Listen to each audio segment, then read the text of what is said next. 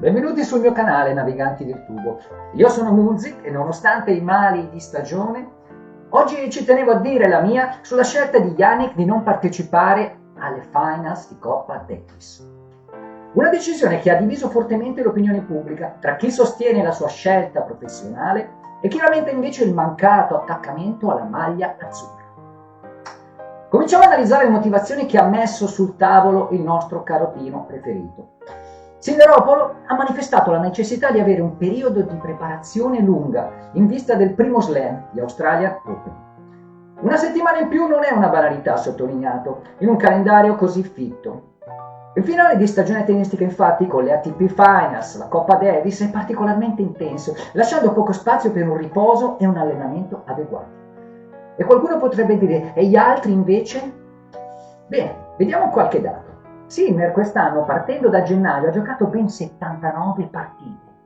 Per fare un confronto con un giocatore qualsiasi della top 50, Lorenzo Sonego ne ha giocate solo 43. Solo. Musetti, che si trova in top 10, ne ha giocati 53. Tutto questo considerando anche un fermo di 3 mesi imposto al nostro pel di carota. Sinner, arrivando sempre in fondo in quasi tutti i tornei, e quest'anno non dimenticate che ha raggiunto tutte le finali di ogni slam, gioca molte più partite della maggior parte dei suoi colleghi. E bisogna contare poi che ogni partita va preparata sia tatticamente che fisicamente, c'è un lavoro immenso dietro ogni partita. Capite bene che per Sinner anche solo una settimana intensa di scontri per la Davis sono un impegno considerevole rispetto ai suoi colleghi, con un carico di lavoro annuale di molto inferiore. Inoltre, nell'anno a venire molto probabilmente gli aspetta la stessa mole di partite e di allenamenti, anzi potrebbero essere molto di più, visto che quest'anno, speriamo, non ci sarà un fermo di 3 mesi. E nonostante il suo fisico elastico e agile, abbiamo visto bene cosa succede quando lo porti al limite. Bisogna considerare poi le sue e le nostre aspettative, completamente diverse rispetto a tutti gli altri. Arrivando spesso in fondo in tutti i tornei, in particolare negli slam dove si gioca 3 su 5, occorre preservare uno stato di forma eccellente per essere pronto ad affrontare la sfida che tutti noi bramiamo contro la sua nemesi spagnola. E quel centimetro in più può fare la differenza, lo sappiamo bene. Grazie a lui abbiamo già vinto 2 Coppe Davis consecutive, un trofeo che mancava da 47 anni.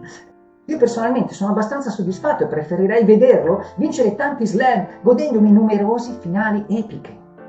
E perché no? Bisogna anche sognare in grande, magari puntare alla realizzazione di obiettivi pazzeschi, come quello di un grande slam.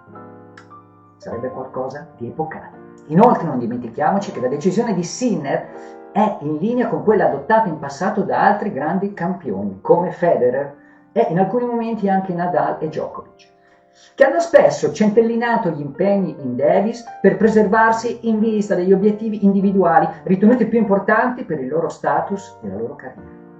La sua scelta, seppur difficile, riflette una priorità data alla pianificazione a lungo termine per mantenere il proprio status ai vertici del ranking mondiale. E purtroppo, ragazzi, la coperta è corta. Insomma, volete vedere un Sinner ripartire alla grande in una nuova stagione nel pieno della sua forma, cercando di rimanere in vetta, battendo campioni, vincendo tornei e donandoci più e più emozioni e gioie? Oppure volete accontentarvi di un singolo momento di piacere, vincendo un'altra coppa a squadra di un torneo che nella sua formula attuale, in un calendario così compresso, ha perso ormai la centralità del passato, come ha sottolineato anche il buon Bertolucci. Io ho già deciso. Fatemi sapere invece voi cosa ne pensate nei commenti. Muzik vi saluta. Alla prossima!